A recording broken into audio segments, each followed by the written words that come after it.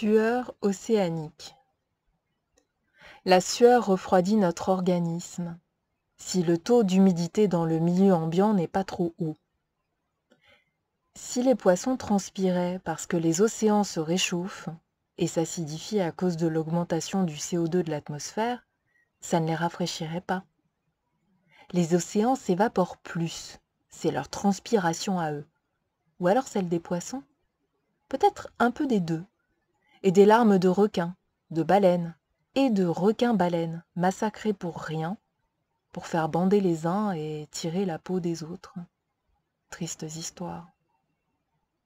Et tandis que certains peinent à partir au camping de pas trop loin pour changer d'horizon, d'autres vont bivouaquer grand luxe de l'autre côté du globe, nouveau spot à la mode pour quelques ultra-riches, des multimillionnaires au patrimoine de plus de 30 millions de dollars.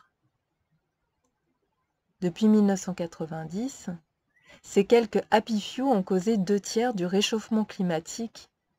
Et combien de cyclones, populations déplacées et conflits armés? De l'influence d'un paix de jet sur les battements d'ailes de papillons ou de nageoires de poissons. Et les mers s'assombrissent, comme la glace des glaciers qui fond de plus en plus vite. Dans 20% des mers, en 20 ans, la zone photique s'est réduite et le phytoplancton avec. Bientôt des thons entiers dans des boîtes de sardines.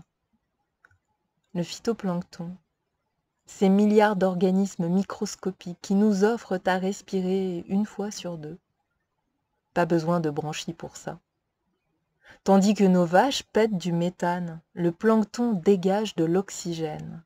Et les paquebots géants vont voir la banquise fondre, recrachant leurs eaux grises et dégazant, pas vu pas pris, comme ces navires-usines, et leurs scènes démersales à vider la mer de tout, détruisant tout. Il ne manque pas d'idées pour détruire un peu plus, engranger plus de dividendes. D'autres firmes friment, répandant arsenic, dioxine sur des terres cultivables. 1 personne sur 2 de ma génération aura un cancer dans sa vie. Mais en guérira-t-elle? Vraisemblablement, les ultra-riches s'en tamponnent le coquillard.